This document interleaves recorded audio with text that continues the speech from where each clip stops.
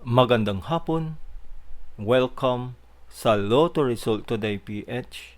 Narito ang mga resulta para sa 2 p.m. draw, November 12, 2025.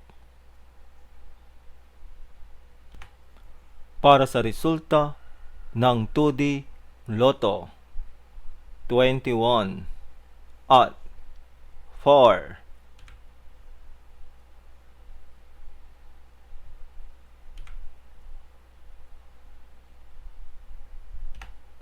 Para sa resulta ng 3D Lotto, 4, 8, at 7.